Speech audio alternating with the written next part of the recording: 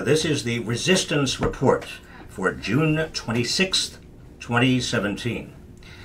Now, as I've said before, the Resistance Report, we do this to give you analysis and context. You can get the news almost anywhere. But it is very important, particularly in these days of Trump and Mitch McConnell and Paul Ryan, that you understand the consequences of what is going on, that you pull the various strands together, that you connect the dots.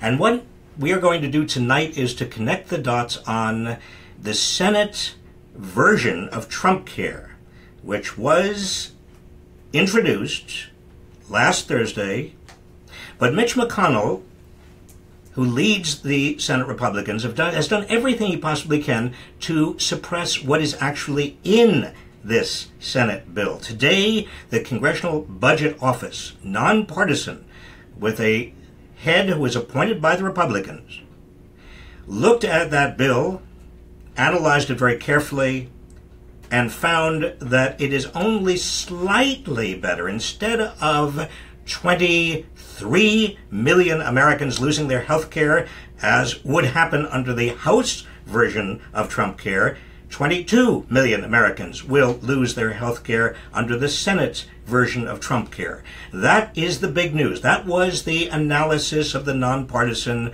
Congressional Budget Office. Mitch McConnell did not want to hear that. He still doesn't want to hear it. Republicans are already attacking the Congressional Budget Office.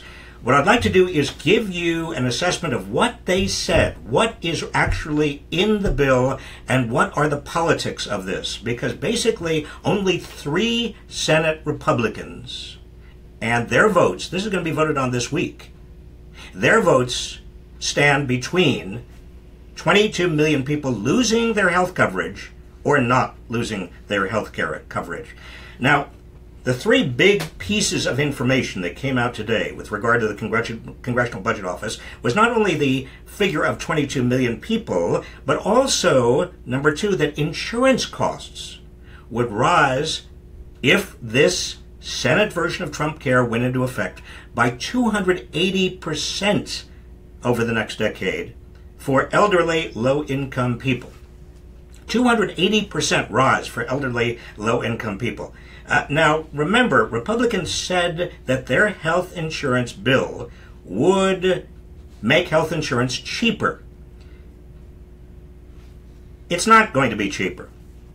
In fact, under Obamacare, under the Affordable Care Act today, if you are a 64-year-old and you are making, let's say, $26,500 a year, you are on track, under the Affordable Care Act, under what we have right now, to pay $1,700 in annual premiums by the year 2026. But under the Senate's version of Trump Care, this same senior would pay $6,500 in annual premiums. That's not cheaper, folks. And finally, the Senate version of Trump Care, according to the Congressional Budget Office, would save $320 billion in budget. It would reduce the budget deficit by $321 billion.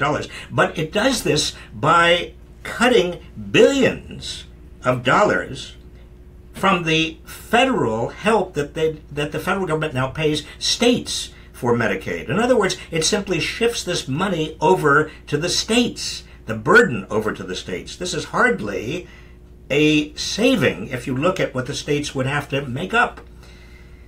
Bottom line, this is not a health care bill at all. This is a tax cut bill for the wealthiest Americans and also down the line for corporations. America's wealthiest taxpayers, according to this bill, people earning more than $200,000 a year, $250,000 for a couple, they would get a tax cut totaling $346 billion over 10 years. Now, where does that $346 billion come from? It comes from the fact that they will not have to pay any more for supporting poor and working middle-class people and the elderly and also disabled people under Medicaid They would not have to pay any of that because the Affordable Care Act would be repealed. This is the savings to the rich from no longer having to support the Affordable Care Act. Now, it gets even more absurd as you go up the income ladder because America's 400 richest families, they would save, over the decade, $33 billion in tax cuts. Just the 400 richest families would save $33 billion in tax cuts, would not have to pay $33 billion. This is the equivalent of expanding Medicaid to 250,000 people. Do you get me? That is, 250,000 people would lose their Medicaid in order to finance this $33 billion tax cut for the 400 wealthiest families in America. If enacted, this would be the largest single transfer of wealth to the rich from the middle class and the poor in American history. And let me emphasize that this is coming at a time when America's rich are richer than they ever have been. For the past 35 years, wages have stagnated for the middle, and they've gone down in adjusted for inflation terms for the poor, for the working poor. Almost all the economic gains for the past 35 years have gone to the top. The rich are richer than they've ever been. The idea that they need this kind of a tax cut in order to what? Be more productive? In order to invest more? In order to grow the American economy? Please.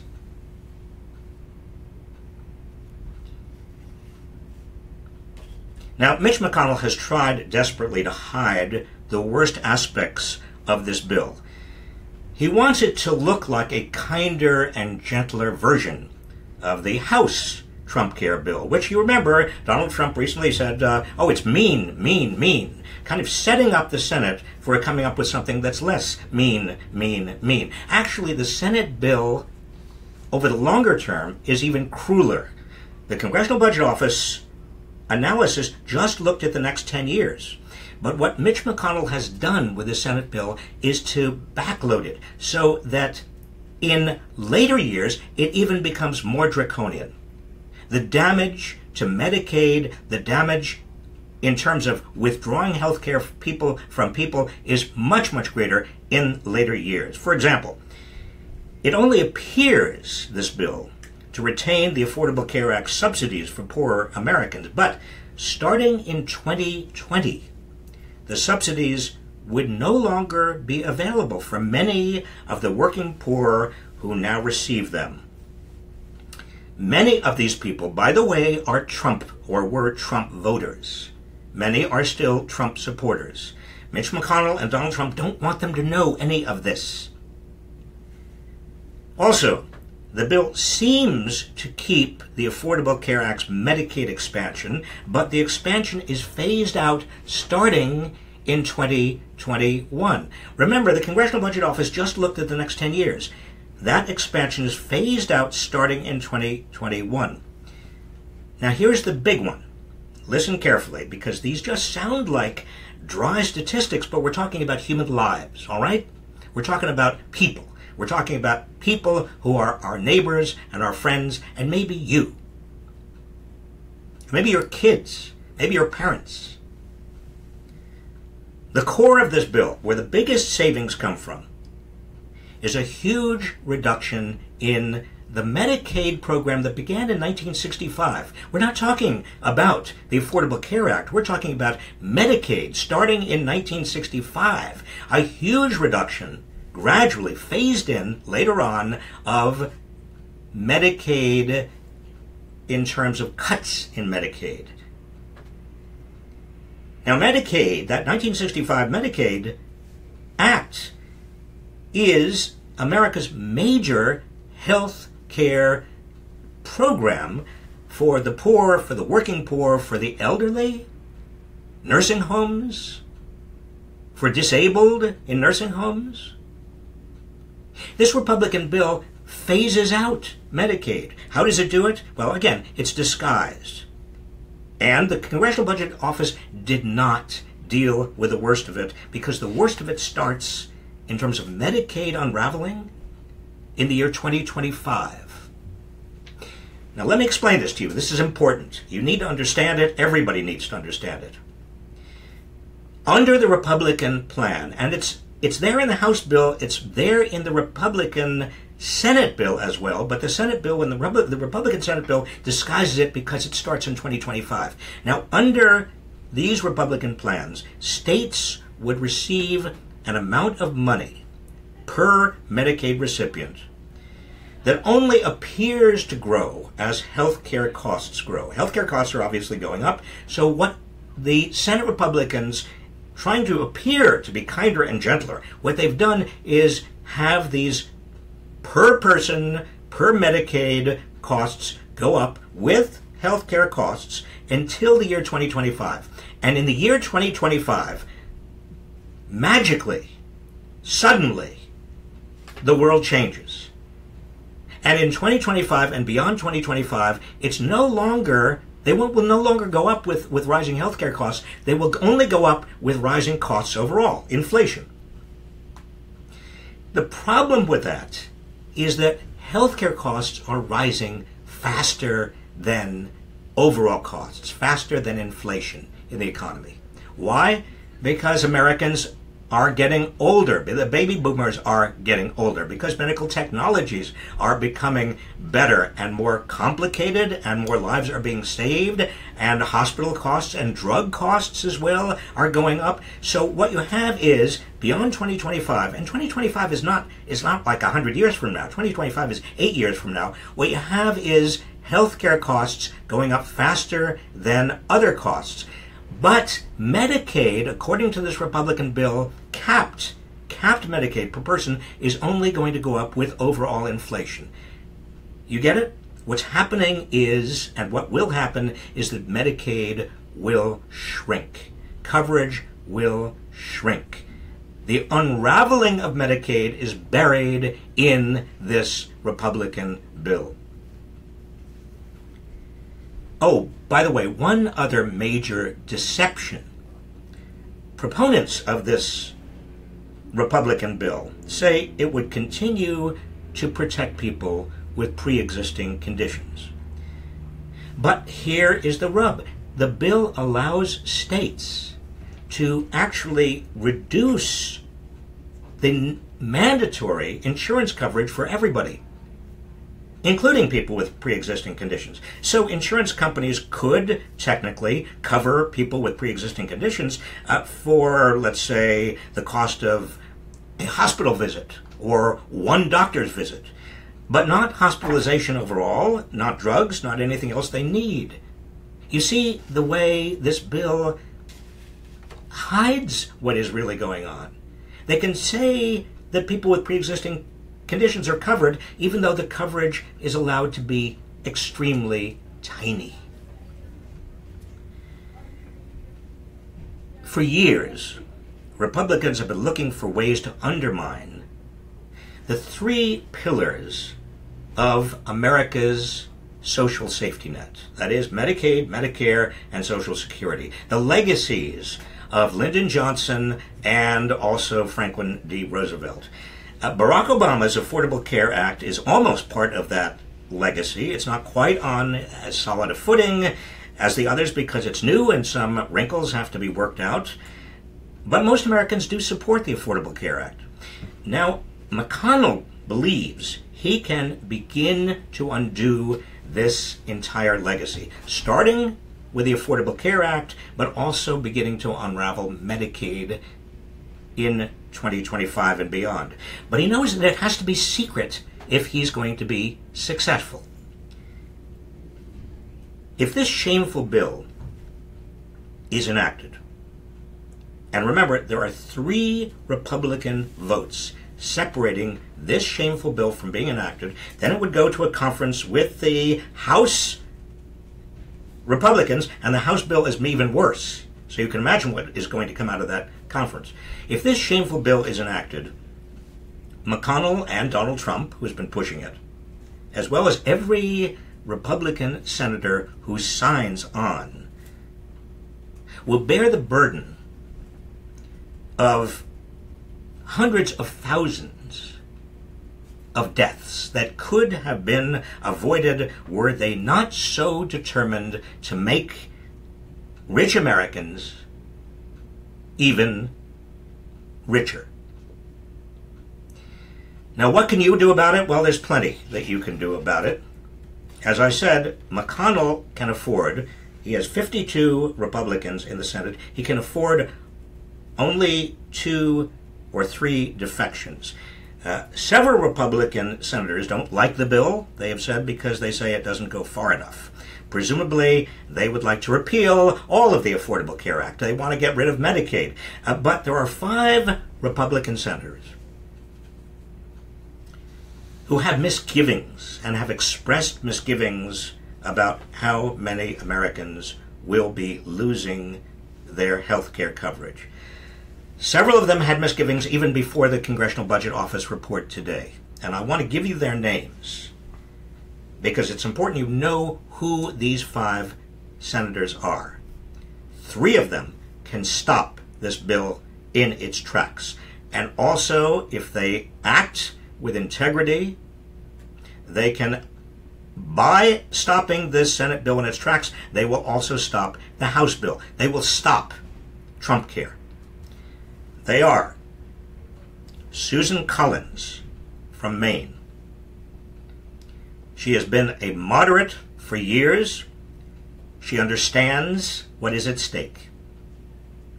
Also, Dean Heller, Senator Dean Heller, Republican senator from Nevada. He has also expressed misgivings.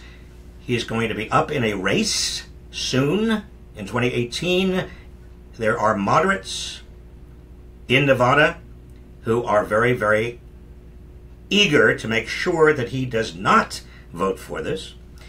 Lisa Murkowski, senator from Alaska, Republican senator, she has also expressed concerns about this bill, and hopefully after the Congressional Budget Office report, she will even be more concerned. Rob Portman from Ohio, Republican senator from Ohio. Rob Portman, recently reelected, but he is a man who has expressed some concerns. He has, these people have integrity. They are not ideologues. And finally, Ron Johnson from Wisconsin. Again, Susan Collins from Maine, Dean Heller from Nevada, Lisa Murkowski from Alaska, Rob Portman from Ohio, Ron Johnson from Wisconsin. Get on your phones. Get on your phones now, even though it is the end of the working day. Get on your phones tomorrow. The Capitol Switchboard. The Capitol Switchboard is 202-224-3121. I repeat, 202-224-3121. These 5 senators need your voice. They need Americans to tell them what a complete disaster this bill, this Senate bill, would be. 21 million Americans losing their health care, poor seniors paying more, much more, for premiums. An erosion of Medicaid that will hurt the poor, the working class, all for the purpose of creating a huge tax cut for the wealthiest people in the United States at a time when the rich are richer than they have ever been.